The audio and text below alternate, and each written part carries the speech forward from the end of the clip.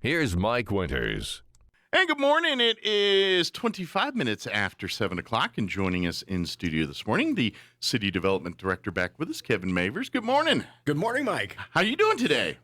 Could not be better. It's a glorious day in Roswell. It is. It's, we got a little rain the other day, maybe a little bit more coming soon with the monsoon season. That's always nice. Coming from the low desert of California where, quite honestly, being a meteorologist has got to be the easiest job in the world in the Palm Springs area because you've only got two possible scenarios. Right. That you're going to be correct 360 out of 365 days. It's either going to be hot and sunny, yeah, or it's going to be, oh my God, stay inside and sunny, yeah, because that's just the way things work. So the rain, the thunder, the lightning, the showers, I love it. For me, it's just a wonderful change of pace. Nice little difference. Yeah, I'm thinking. Yeah, now I think about it, I'm guessing for meteorologists, like if they want to go where all the action is, it's not the cities. It's probably like Oklahoma or, somewhere in the tornado belt or, Hurricane Alley or something like that. Well, I wake up every morning and I flip on one of the Albuquerque channels, and then quite honestly, it's a more interesting weather report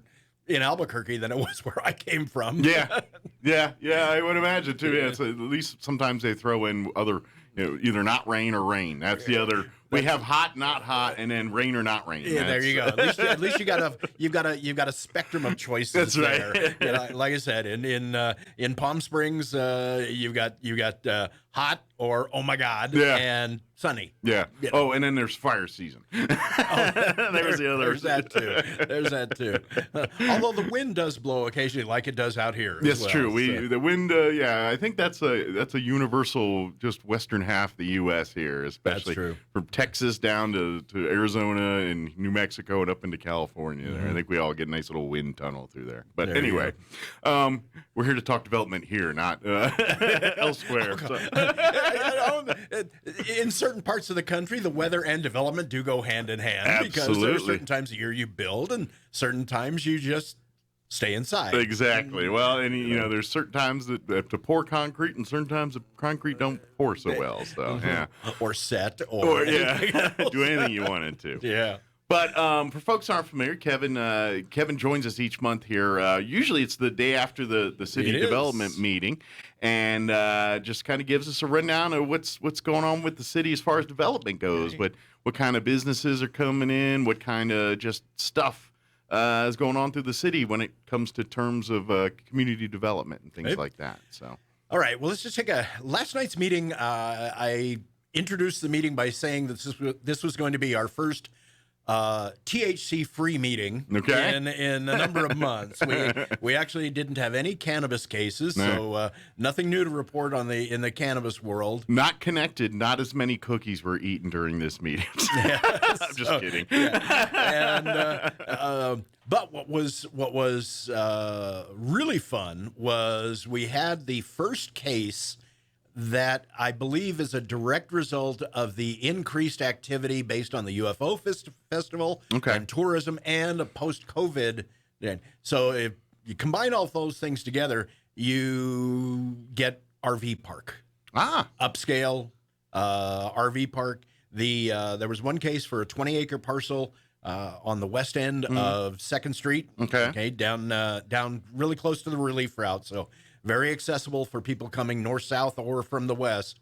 But the developer is one of our local hoteliers, already in the hospitality industry. So I imagine if anybody knows what kind of traffic's coming through and has been studying that and seeing a need for an RV park, that person would probably be pretty well informed on that. And because of the activity for the UFO festival, his hotels, and I believe he owns 3, maybe 4 hotels here in town, they were booked months in advance for the UFO festival. It's nice to see that again. And yes, we'd like to see that every year. Yeah. But what that did is it reminded him that there was not only a need for additional facilities for people to come and visit, but also because of the renewed activity in building and development, you get a lot of people now, contractors and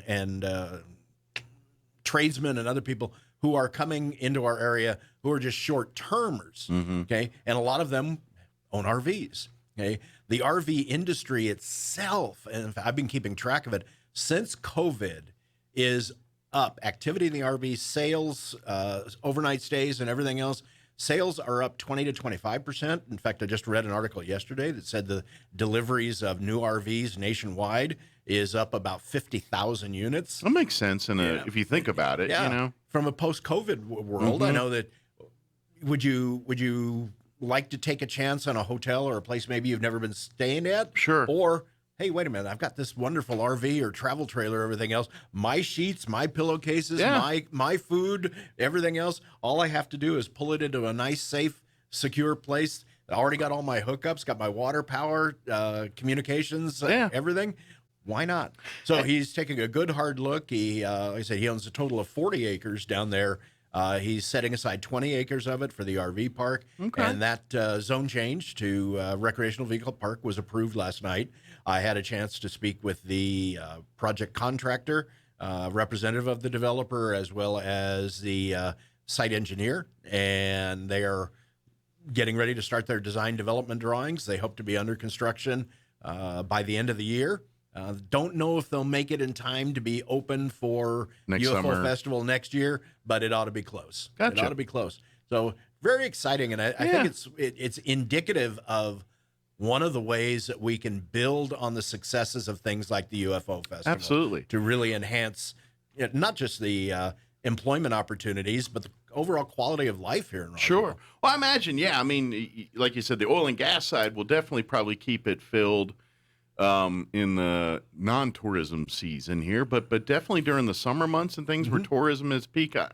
You know, how many families do, and especially the part where we're not Walt Disney World. We're not a vacation destination per se. We're a place you visit on the way to your vacation. You know what I mean by that? Or if they do a generalized tour of New Mexico, they're going to spend a day in Carlsbad, a day in Roswell, a day, in various things like that. But either way, a lot of people do this in an RV, and they'll say, "Hey, we're gonna take a 2-week tour of New Mexico," and they're gonna be driving around in their RV, and so they're probably looking for places like an RV park to stay versus a hotel, and so to add more amenities, because I know we have a little bit of our bit. I don't think we have. Let's face it. I know Eddy County, there's way more RV parks and things in Artesia, Carlsbad, and those areas. Right. And so I imagine we lose some business to them. They'll park, they'll come do here, but they're not going to stay the night. They're going to cruise on to Artesia and stay the night at that RV park or something like that. They might. And so I think this kind of keeps some more business in town for maybe another day or two longer because of that. Well, during tourism season. And like you said, it accommodates our oil and gas and those various other industries that have people come in here for months at a time to do a job. Right. And that's where, looking at the long-term benefits of a nice, little more upscale RV park, especially one that's also business oriented. Sure. So you got all the high-speed communications and things, direct hookups for your travel trailer. You get people, the road warriors, the people that will come into this area, and the hope is they will stop here in Roswell. They'll stay here in Roswell.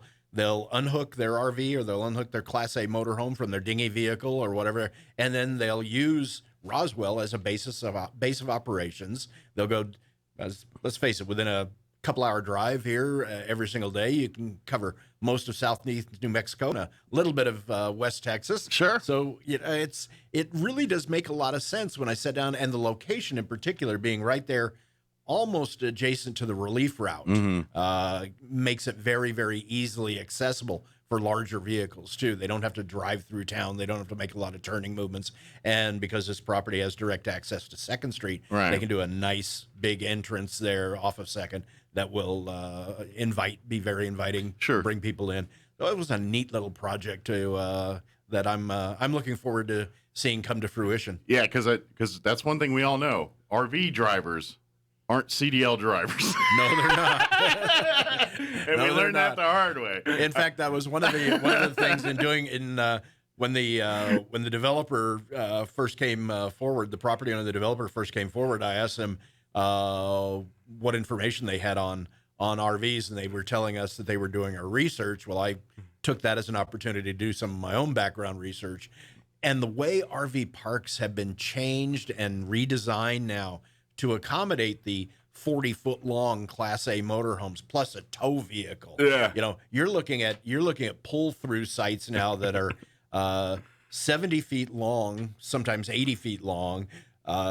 Because all the newer RVs and travel trailers come with slide outs on both sides. It's not just an 8.5 foot wide vehicle now. Now, by the time you go a 4 foot slide out that way and a 4 foot slide out the other direction, you got 16 feet. And that's just for the vehicle. Yeah. Then you have to have some place for people to sit and camp and do all the things, outdoor kinds of things.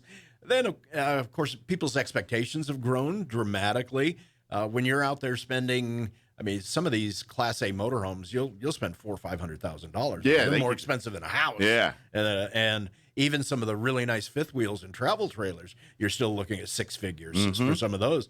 So these are people with income, and they have expectations of certain levels of service and amenities. Yeah, it's not camping, it's glamping at best. Definitely glamping. Absolutely glamping. And then we throw in the business component as well. And you're talking about looking at RV parks in a completely different way than they've been looked at in the past. Sure. You know, kind of a like the I know the Elks Lodge nationwide. They're famous. They all have a place for people to park their RVs. Yeah. And of course, Walmart welcomes RV people to stay overnight too. But you know, that's not the level of comfort that the new road warriors and the new travelers are expecting. Yeah, generally these places have showering facilities and some kind of recreation of some kind. I would say showers, laundry facilities, restrooms, full hookups with 30 amp and 50 amp hookup. That's minimum. And then you're going beyond that with you're probably better have some kind of recreation facilities, maybe a dog park, walking trails, and really nice landscaping. It has to be a place that you feel comfortable and at home, because if you're really going to take advantage of the long term, you know, we get some people now, there's whole groups of people out there that that's their lifestyle now, is they've given up their traditional, you know, base of operations, a home, and they live in their RV, and they'll come down from north. And let's face it, our winters here aren't that severe. No. You'll have a few nights where they get cold, but this could be a wonderful place for people to come down, especially in the fall. When it's starting to get cold up north, you get the snowbirds coming down this direction, spend a couple of 3 months with us right here in Roswell and take advantage of all the Southeast New Mexico has to offer. Yeah. Like I said, it just... for me, it was a no-brainer when they brought it forward. It's like, let's figure out a way to make this work. So everything got greenlit here through the development meeting. The zone change got done. They're on the way right now. They're getting started with their design development drawings. Okay. So the engineer was there last night. He gave us an update on the boundary surveying topography. There's a significant one of the reasons we're also excited about this is because that particular property in that end of town has a significant flooding potential because of the South Fork of the Spring River. Gotcha. Okay. Crossing underneath 2nd Street right at that location. So it's going to take a significant amount of engineering design work to make sure that we resolve some of those. Obviously, for community development and for our engineering offices and for anybody who owns a home here in town, the recent flooding that we've had is kind of top of mind. Yes. So when we have an opportunity to correct some of those issues, or at least reduce any impacts to downstream properties, we want to take advantage of that. Sure, which is probably the reason we were talking about earlier. It's more likely going to be about a year before we see this actually as an RV park, because there's a lot of pre-work like this. It's got to be done before they even begin park work, I guess. And of course, when you're dealing with those kind of issues, our city engineer has to take a good hard look at it.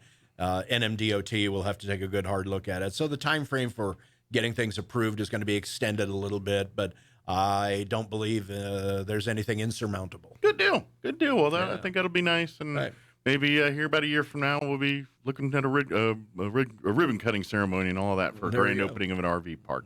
So good deal. What else do we want to cover? Oh, the other exciting thing, and it's kind of along the same lines, is another zone change and a special use permit for the property over off of Garden that used to be an old nursery and things. It's about 10 acres. Yeah. They came back forward. We rezoned it to an RS zone, which more is a residential suburban, which allows that crossover between some light agricultural uses and residential. Okay. The intent of this is that they're going to reopen that old nursery. Oh, they're good. going to have some local people and have facilities available for people to have community gardens and other things. It's going to be a really neat little project, and it's one of our... So it's more of a community space more than like a retail business Well, or it's housing. actually going to be retail, but it's going to be the intent here is, and the way it was presented even last night was that the people that will be have the vegetable plots and the flower pots and some of the other things, it is going to be it's going to be locally grown and locally sold or locally consumed. I got you. Okay. So we'll probably have some people that will want to grow food for the local food banks and things like that. But then you'll have other people that'll want to grow things that will probably go directly over to our local restaurants and go directly farm to table or farm to restaurant to table immediately. So it's going to be, I said, it's a real neat amenity, and we had some of the locals that live over in that area speak up about the project in favor of it and reopening this. Well, if the neighborhood wants them, then that's always a huge endorsement for it's always the project. A benefit is when the neighbors come up and they say, "Hey, this is a great idea. We'd really like to see it." But the one thing they're going to do, in addition just to growing the fruits and vegetables, they're also going to have education facilities there. So they'll be teaching people about growing their own food. They're also, what was the other thing that they were going to have? Oh, agritourism. Okay. So we're working in the whole tourism things as well. So it'll be just another facility that just adds, I said, quality of life. Yeah. Seemed to be top of mind last night, and adding these little amenities, adding the RV park, adding the agribusiness facility, and other things just seemed to be. The direction of if I had to have an overarching theme for last night, it was quality of life. Well, and I also, when you look at that, it also gives a kind of an indicator on how the community as a whole is doing. You know, when you come to community, city development and things like that. Whereas when you've got businesses of this type, recreation, RV, bringing in things like you said. It speaks volumes of the community's doing pretty well. Where as a city that's not doing well, last night's meeting would have been 10 minutes long because there's no one trying to buy businesses and grow and expand in our community. So the fact that each meeting you're getting more and more unique stuff here, and to be honest, the fact that y'all didn't talk about weed once this whole, you know what I mean? Not last night. Is a neat little thing here, and it shows. That this community is getting pretty diverse in what it's offering and becoming slowly, I think, a mecca for other things in this community. It's like all this points to me, like if we keep on this path, Roswell's going to be like a Las Cruces of the eastern and southeast side of, you know what I mean, where Cruces kind of, I mean, not to that volume size, but I think, I would certainly don't want to, insult any of our friends in Las Cruces. But I think we can do better. But I mean, in terms of what way people look at that for its needs in that side of the state, that's what I think. There are many people that come from points all over that area that use Las Cruces as a hub to do what they've got to do, and Roswell's like that for this part of the state now, but I think we're going to get in a much bigger volume of a Cruces size the way we're going. If this kind of development continues and this kind of growth continues in our region. Yeah, and that's something we're going to have a much longer discussion of it. I mean, between the community, the residents, and the city council and our planning commission probably need to sit down and have some longer discussions.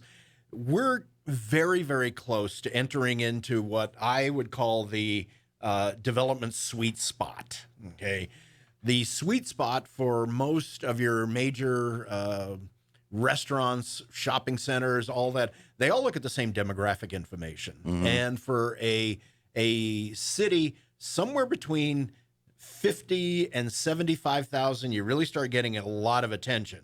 Okay, between 75,000 and 100,000, you really start getting, you get a lot of activity. Right. Okay. We are just right on the cusp of that 50,000 mark. And we've been at it for 20, 30, as long as I've been here. But with the activity that we're seeing, the number of new houses that are going to be being built, the number of jobs. I mean, Mike Espiritu over at the Roswell Travis County EDC is doing just a phenomenal job putting deals together and making sure that not only our current residents, but our children and our grandchildren and everybody else have opportunities and jobs. My responsibility is, of course, to make sure that we've got a place to live, and a place to shop, and do all the other things, the amenities that they need in order to have a very good quality of life. Because the constant refrain that I've heard since I got here was, we have to figure out a way to keep our kids and grandkids from moving away. We want this to be a family community. We want there to be opportunity for them to go to school and for them to do things. And that's generations can live here. We want to have a multi-generational community. And in many cases, we don't have that. We have a pretty significant community of retired folks or people in their advanced in years. We have a number of young families, okay, but that middle spot is that missing middle, truly is what it's called, is where we're losing it. The children, they grow up, they don't see any opportunity for them. They they move away either for job opportunities or for school, and then once they're gone, they might come back in 20 years or so when they're looking to maybe get back settle down again. Settle down. Okay, I've done enough exploration. I'm done. And come back. But how do we find a way to continue to be a community that's attractive to our younger people, the children and grandchildren? So that's a longer term discussion that we need to have, because I think we are, we're looking at a lot of things. The last thing that we had going on last night, and this is indicative of some of our existing businesses here in town reinvesting in themselves and growing. But we had a project on tap last night for the Allsup's gas station at Sycamore and 2nd Street. That's one of the ones they're redoing. They're completely. Yeah. So they've got that one and one at McGaffey and Lee as well. Both of those are going through the process. You'll see some significant activity, but they are going to be becoming much larger and much more diverse in the services they provide. It won't just be gas and maybe diesel, but they'll have gas, diesel, electric vehicle charging stations. That's something we're also starting to see pop up around town with the growth of the electric vehicle industry. We just approved, it didn't have to go to Planning Commission or City Council, but we just approved the installation of, I believe, half a dozen electric vehicle charging stations in front of the Target. So you'll see, I think, 6 or 8 of their parking spaces now that'll have the electric vehicle charging stations. And so it'll be the high speed, either the level 2 or level 3 chargers. So you'll be able to pull right up, plug your car in, go into Target, do your shopping, come back out, your car will be charged, and take off again. So we're seeing a lot of that, and we want to take advantage of that, because right now, with very, very few exceptions, we just don't have the ability for people, even with hybrid vehicles, to come into town and park, say, here in our downtown, go to the UFO museum, go visit all of our shops, and sit at a charging and recharge and be able to make it back home or wherever they came from. So that's a kind of a side thing, though, that we're working on that will encourage the purchase of either new electric or new hybrid vehicles, but also encourage people to drive those vehicles here into town. Use them for more than just local stuff. Which will also, with the do a little bit to improve air quality and other things too. So a lot of stuff going on from the business standpoint, from the quality of life standpoint, from environmental standpoint, the water and air quality and things. It's just from my perspective, all of it good. Yeah, it does sound good. It sounds like we got a lot of good stuff going on. I'm really excited to see about the new RV park and all that. I think that'll. To be honest, I think we probably could use a couple more of those, to be honest. Honestly, I think we could. And I was really glad this one came along when it did, because we did have last month, we had a gentleman that came forward that had some property in the south end of town, portions of it was currently zoned for an RV park, and it just wasn't the right location for an RV park, so they rezoned it, I think, R3 for workforce housing, more apartments, condominiums, things like that. And that's another area that we're starting to see a little bit of growth on too. Is we're filling in those entry level opportunities or those rental opportunities and things. So it's you spoke just a couple of minutes ago about how it's wonderful to see all the activity at the Planning Commission and the City Council. 18 months ago when I came to the city, it wasn't that way. Yeah, there was almost, in fact, we canceled 2 meetings because there's just, in the first 6 months I was here because there was no activity. See, that's the kind of stuff people need to pay attention to, because that's your indicators of how life in our community is going. When meetings like that get canceled, that's usually not a good thing, because that means there's no development or no growth going on. Right, and they're whether we, depending on your perspective, the cities have a life cycle just like human beings do, and all communities do. And you're either growing and living to your fullest, or you're stagnating and potentially dying. Yeah. And I think we're entering into a wonderful growth and development phase. It's not going to be insane like some of the stuff that I had to deal with and live with through during the 1980s and 1990s and even the early 2000s in California. But it's going to be a much more moderated growth. I think it's going to be growth that we can absorb and that we can think that's work the better thing at the end of the day. Absolutely. Usually what goes up hard comes down hard. Yeah.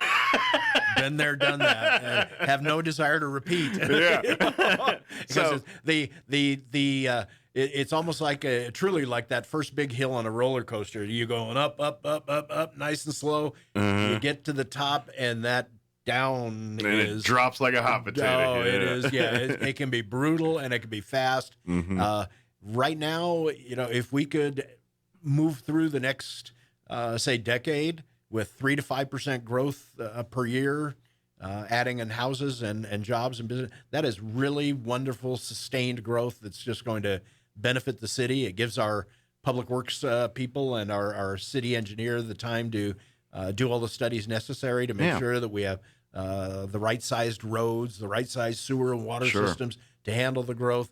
But it also kind of fuels the fire and the buzz out there in the development world. Like I said, everybody looks at the same stuff. Everybody looks at the same demographics.